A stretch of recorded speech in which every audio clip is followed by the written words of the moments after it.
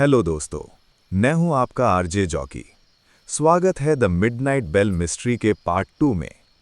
पिछली बार हमने देखा कि कैसे ब्लैकवुड मैनर में मौत ने अपना नंगा नाच दिखाया। माया वहां से जिंदा तो निकल गई, पर क्या वो सच में आज़ाद है? आज की रात हम उस क्रिस का चेहरा देखेंगे और जानेंगे कि ब्लैकवुड मैनर की दीवारों में सिर्फ आत्माएं नहीं, बल्कि एक ऐसा खजाना दफन है जो पूरी दुनिया को तबाह कर सकता है। तैयार हो जाइए, क्योंकि ये क्रिसमस का दूसरा दिन पहले से ज्यादा खतरनाक है। माया अपने होटल के कमरे में बैठी थी। बाहर क्रिसमस की सुबह थी, बच्चे खेल रहे थे, पर माया के दिमाग में वो चीखें गूंज रही थी। उसने लॉर्ड ब्लैकवुड की वो विल खोली, पर जैसे ही उसने उसे धूप की रोशनी में देखा, उसे एहसास हुआ कि उसमें सिर्फ नाम नहीं, बल्कि एक कोड छुपा था। विल के पीछे इनविजिबल इंक से एक नया मैसेज उभर रहा था। The bell does not just toll for the dead, it tolls for the vault. Chris is not a person, Chris is a key. Chris कोई इंसान नहीं है। माया चौंक गई। तो फिर वो बच्चा कौन था जिसे लॉर्ड ब्लैकवुड ने अडॉप्ट किया था? तभी माया के कमरे का दरवाज़ा किसी ने जोर से खटखटाया। दरवाज़ा खुला और सामने खड़ा था इंस्पेक्टर विक्रम। विक्रम शहर का सबसे तेज तर्रार ऑफिसर था, पर उसकी आंखों में आज डर था।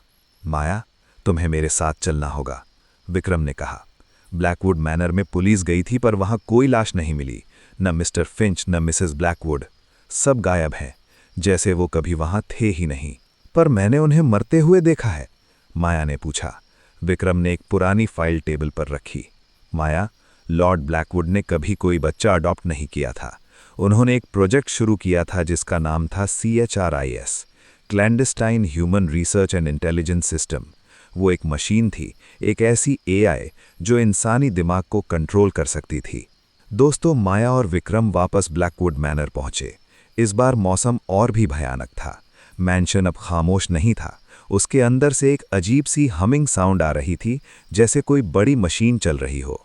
जैसे ही वो लोग बेसमेंट में गए, उन्हें वहां मिसेस एवलिन ब्लैकवुड मिली। पर वो जिंदा नहीं थी। वो एक साइबॉग की तरह दीवार से जुड़ी हुई थी। उसके जिस्म में तारें यानी वायर्स घुसी हुई थीं। उसने आंखें खोलीं और कहा, the clock is ticking Maya. Lord Blackwood ने मौत को हरा दिया है, वो डिजिटल हो चुके हैं। तभी सन्नाटे को चीरते हुए एक आवाज आई, लॉर्ड ब्लैकवुड की आवाज, जो मैंशन के स्पीकर से गूंज रही थी। वेलकम बैक माया। तुम्हें क्या लगा मैं सिर्फ एक भटकती आत्मा हूं? मैं इस शहर का नया गॉड हूं। माया ने विक्रम की तरफ देखा, पर विक्रम वहां नहीं था। वो माया के पीछे खड़ा था, हाथ में गन लिए। आई एम सॉरी माया, मैं पुलिस के लिए काम नहीं करता, मैं the order of the bell के लिए काम करता हूं। हमें वो कोड चाहिए जो तुम्हारी विल में है। वही कोड CHRIS को एक्टिवेट करेगा। दोस्तों, यहां माया अकेली पड़ गई थी। विक्रम, जिस पर उसने भरोसा किया, वही असली दुश्मन निकला। क्या आपने कभी ऐसा धोखा खाया है जहां आपका सबसे बड़ा साथी ही आपका हंटर बन जाए? विक्रम ने माया को वही पुरानी घड़ी क्लॉक टावर के पास ले जाने का फैसला किया। वो चाहता था कि माया अपने खून से उस कोड को एक्टिवेट करे। क्लॉक टावर के ऊपर बिजली कड़क रही थी। विक्रम ने माया को बांध दिया। सिर्फ 1 मिनट बाकी है माया। मिडनाइट होते ही CHRIS पूरे शहर के नेटवर्क्स को कंट्रोल कर लेगा। हर इंसान लॉर्ड ब्लैकवुड का गुलाम होगा। माया ने अपने दिमाग का इस्तेमाल किया। उसने याद किया कि विल में एक लाइन और थी, the silent bell is the true end. उसने अपना एक हाथ खोला और क्लॉक टावर की मेन लेवर को जैम कर दिया। घड़ी 11:59 पर रुक गई। अचानक पूरे मैंशन में एक शॉर्ट सर्किट हुआ। लॉर्ड ब्लैकवुड की डिजिटल आत्मा चीखने लगी, नहीं, ये नहीं हो सकता। विक्रम ने गोली चलाई, पर तभी वहां वही सैंटाज एल्फ दोबारा दिखा जो पार्ट 1 में था। उसने विक्रम का हाथ झटक दिया। वो एल्फ कोई जादू नहीं था, वो लॉर्ड ब्लैकवुड का असली वारिस था, जो मैंशन के टनल्स में छुप कर रहता था। उसने विक्रम को नीचे धक्का दे दिया। मैंशन ढहने लगा। माया और वो अनजाना लड़का बाहर भागे।